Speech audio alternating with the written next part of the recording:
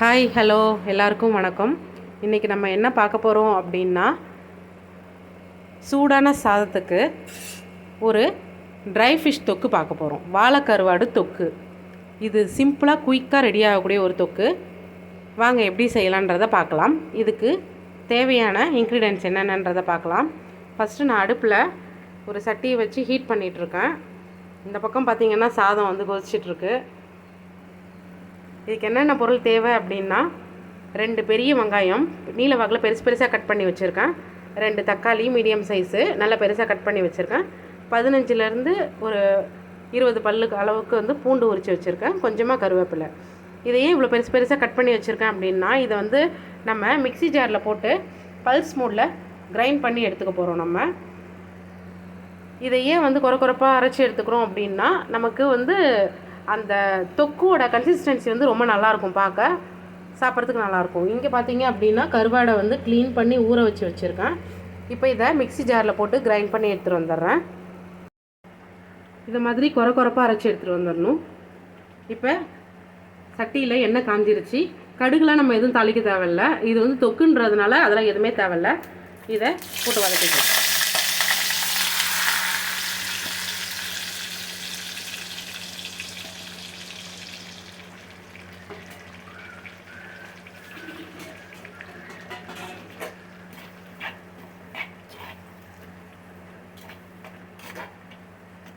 வெங்காயம், தக்காளி, கருவேப்பிலை, பூண்டு போட்டு பல்ஸ் மோடில் போட்டு 2 அரை அரைச்சி எடுத்துகிட்டு வந்து போட்டு வதக்கிட்டு இருக்கேன்.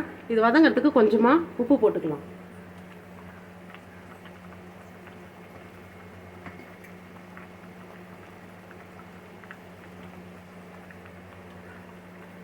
கொஞ்சமாக நமக்கு தேவைக்கேற்ப உப்பு.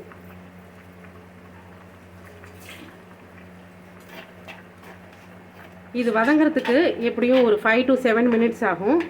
நல்ல ஏன்னா சட்டின்றதுனால லேட்டாக எடுக்கும் அந்த ஹீட்டை. அதனால் இது வதங்க கொஞ்சம் லேட் ஆகும். இதே வானலில் நம்ம செய்கிறோம், வேறு ஏதாவது கடாயில் செய்கிறோம் அப்படின்னா சீக்கிரமாக வதங்கிடும் 2 மினிட்ஸ்லேயே. இது வதங்கிறதுக்கு ஒரு 5 to 7 மினிட்ஸ் ஆகும்.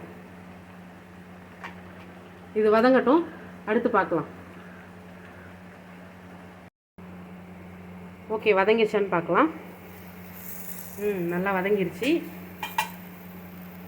இப்போ வந்து இதில் நம்ம மசாலா பொடி, அதாவது குழம்பு மிளகாத்தூள்லாம் இருக்குல்ல, அதெல்லாம் ஆட் பண்ண போகிறோம். நல்லா வதங்கிடுச்சு பாருங்கள் சுருளை. இதில் இப்போ மசாலா பொருளை ஆட் பண்ண போகிறோம்.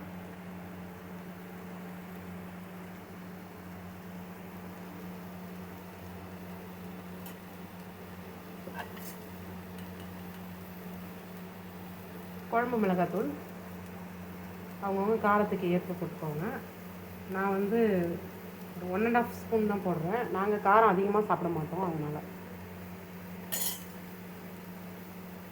மல்லித்தூள் 1 teaspoon, red chilli powder 1/4 teaspoon.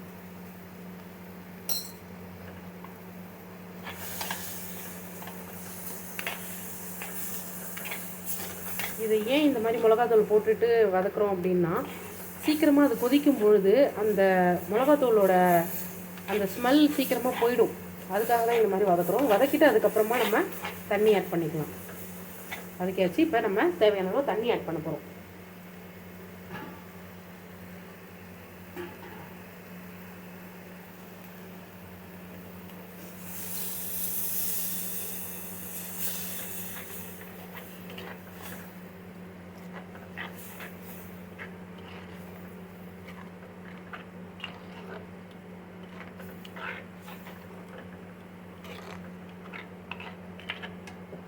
அவ்வளோதான். இது வந்து ஒரு 5 மினிட்ஸ் கொதிக்கட்டும்னுட்டு விடுவோம். நல்லா கொதித்து வரும்பொழுது நம்ம ஊற வச்சு க்ளீன் பண்ணி வச்சுருக்கிற அந்த கருவாடை இதில் ஆட் பண்ணணும். நல்லா கொதித்து வரட்டும்.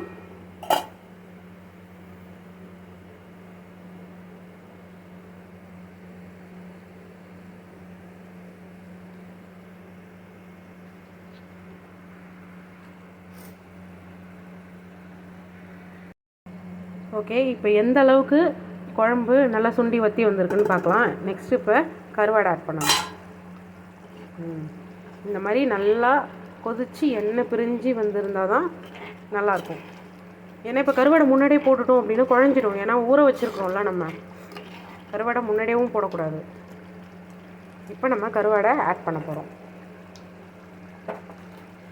நான் கருவாடை இங்கே க்ளீன் பண்ணி தண்ணியில் போட்டு எடுத்து வச்சுருக்கேன். இங்கே பாருங்கள், வாழை கருவாடு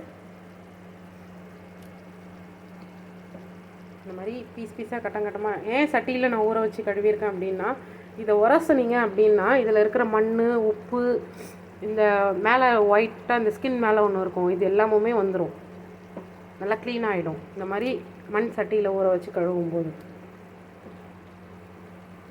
இதை நீங்கள் பாத்திரத்தில் வேறு ஏதாவது சில்வர் பாத்திரத்துலலாம் போட்டு அந்த மாதிரி உரசுனீங்கன்னா வராது. நான் 7 to 8 டைம்ஸ் கிட்ட தண்ணி ஊற்றி கழுவுனேன். அதுக்கே பாருங்கள் எப்படி இருக்குன்ட்டு.